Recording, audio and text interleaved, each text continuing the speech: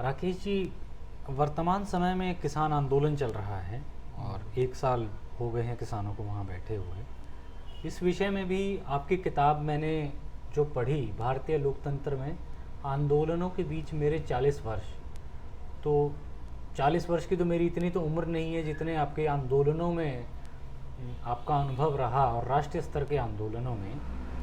तो इन आंदोलनों के बारे में भी राकेश जी मैं आपसे जानना चाहता हूँ कि आप कौन से उस आंदोलन को सबसे प्रमुख और बेहतर मानते हैं इस भारत देश की व्यवस्था को, और इस भारत देश की एक ये जो दशा है उसको। कौन सा आंदोलन वो ऐसा था जो एक दिशा दे सकता था? देखिए, दिशा से दिशा और ताकत। तो आंदोलन की दिशा पे तो मैं बाद में बात करूंगा, लेकिन आंदोलन जिसकी ताकत सबसे ज़्यादा थी, जो देश में परिवर्तन घटित कर सकता था, उस आंदोलन में जिसमें मैंने अनुभव लिया, वो महेंद्र सिंह टिकैत का आंदोलन था भारतीय किसानी में। स्पेसिफिक रूप से पश्चिमी उत्तर प्रदेश के किसान जिस स्तर पे लड़ाई में पहुंच गए थे, हज़ारों किसान जेल भी गए, और हमेशा एक स्टेप के बाद दूसरा स्टेप, यानी गांव में प्रशासन को घुसने को रोक दिया गया। तो इस तरह से जो है हड्डी खाल का ठेका ले लिया गया, पशुओं का सरकार से छीन लिया गया। अच्छा। तो विस्तार तो किताब में पढ़ने को मिलेगा, लेकिन चरणबद्ध रूप से ये आंदोलन इतना ताकतवर हो गया कि राजीव गांधी को अपनी पंचायत हटानी पड़ी और बोट क्लब पे किसान आंदोलन ने पंचायत करी। उस समय इसे धनी किसान का आंदोलन मान के सारा लेफ्ट और सारे लोग इससे दूर रहे, लेकिन मुझे लगता है कि अगर उस समय सपोर्ट हासिल होता कुछ और लोगों का भी, तो मैं खुद भी एक ऐसी योजना बना सकता था कि भारत में व्यवस्था परिवर्तन के आंदोलन में ये बदल जाता। तो हमारी उम्र भी उस समय उतनी ज़्यादा नहीं थी, लेकिन इस आंदोलन के अनुभव में मैंने बड़ी संभावनाएं देखी। और केवल पश्चिमी उत्तर प्रदेश ने इस समय शरद जोशी का आंदोलन, नजरुल स्वामी का आंदोलन, मतलब देश के कई क्षेत्रों में किसान आंदोलन खड़े थे, और वो देश की परिस्थिति को बदल सकते थे, व्यवस्था को बदल सकते थे। लेकिन उसमें व्यवस्था परिवर्तन करने वाली ताकतें जो हैं, जो व्यवस्था परिवर्तन का दावा करती हैं, क्रांति की ऊंची ऊंची बातें करती हैं, वो सारे लोग इसके मूक दर्शक बने थे। हम जवाहरलाल नेहरू यूनिवर्सिटी में थे, तमाम लोग क्रांति की बातें करते थे, लेकिन इस आंदोलन को, किसान आंदोलन को, वो मानते थे कि धनी किसानों का इससे दूर रहो, हमारी आलोचना करते थे। तो ताकत के रूप में तो मैं उस आंदोलन को देखता हूँ। अब उसी की प्रतिकृति में आज की ताकत खड़ी हुई है किसान आंदोलनों की, लेकिन उनके बीच विचार की ताकत नहीं है, लेकिन किसान आंदोलनों में बहुत ताकत है। और एक संभावना व्यवस्था परिवर्तन की इस ओर से बढ़ सकती है, भले ही इसमें व्यवस्था परिवर्तन के साथ ही काम करें अच्छे ढंग से।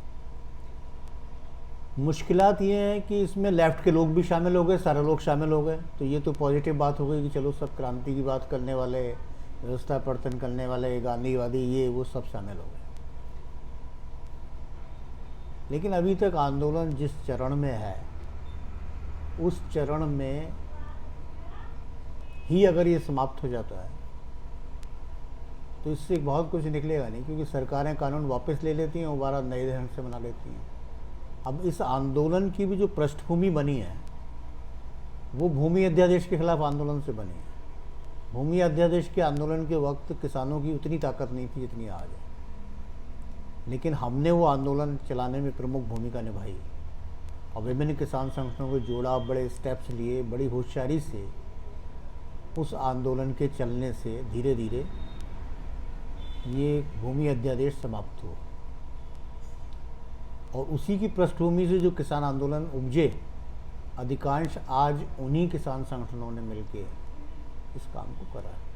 हालांकि हमने भूमि अध्यादेश के बाद अपनी ये भूमिका बना दी कि अब लिखने पढ़ने का काम करेंगे, क्योंकि उम्र का मोड़ ये है कि अब डायरेक्ट नेतृत्व नहीं किया जा सकता, अब वैचारिक सवालों पे और अपने अनुभवों के साथ भारतीय जनसामान्य से शेयरिंग की जाए। यही तो ताकत की बात है। जहाँ तक आपने विचार की बात की है, तो विचार की बात तो हिंदुस्तान के जनमानस से जब से ये नए तरह का साम्राज्यवाद आया है और एनजीओ वर्ड्स खड़ा हुआ है, एनजीओ की दुनिया, तो विचारों की और आइडियोलॉजी की बात तो ख़त्म हो गई। कोई करता नहीं है विचार की बात। आंदोलन होते हैं तो केवल मांग तक होते हैं, उसके अंदर विचार की बात पे कोई नहीं चर्चा करता। लेकिन हमने जिस वक्त राजनीति शुरू करी उस समय वैचारिक आंदोलन थे, विचारों की बात होती थी, और दो आंदोलनों की पृष्ठभूमि हमें मिली।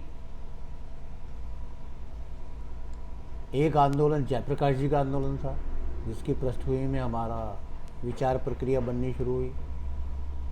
तो उस आंदोलन में जयप्रकाश जी ने एक बात उछाली थी, संपूर्ण क्रांति की बात।